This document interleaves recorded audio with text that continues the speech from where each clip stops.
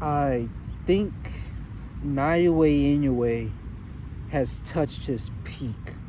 And I say that because it's looking at his last two fights, or no, his last three, where he got dropped twice in the first fight, then in the third fight, in the second fight, he completely dominates Kim Ye Jun, is it?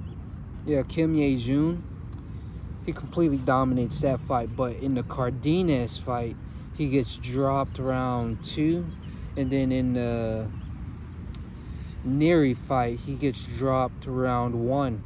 And they're by the same punches. It's him getting countered while trying to overthrow. He's overextending on his punch. And you can't really blame him for it because, bro, there's a wasp again. I'm sorry, whatever I did to you. Back to Inoue, where he's overextending, trying to touch his opponent. And I'm starting to realize, in my professional 20 years of boxing analyst and journalism and this little eye of a tiger here, I'm starting to see that Inoue has short arms. Now that's an obvious, but he also tries to overextend while punching his opponents.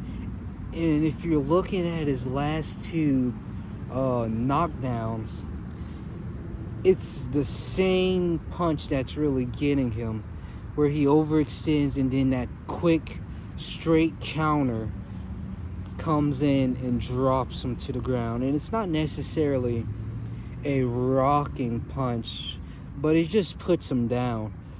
And it's important because this is his fourth or third weight class moving up, and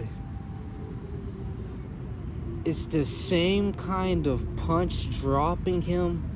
So if we try to look towards the future here and start to see Inoue at 126, what does that look like? If to me it looks like he's getting dropped more often, because I don't think his style is necessarily going to change over the next couple of years. He's over 30 right now. He's like 31, 32. In the next few years, I don't think his style is really going to change, because he's already a quick reactive fighter. Yes, he doesn't use his hands so often with his defense, but he does use his footwork very well to move it in and out of the range, and that's partly the reason and cause and a factor of him getting dropped so often, 2 times in 3 fights.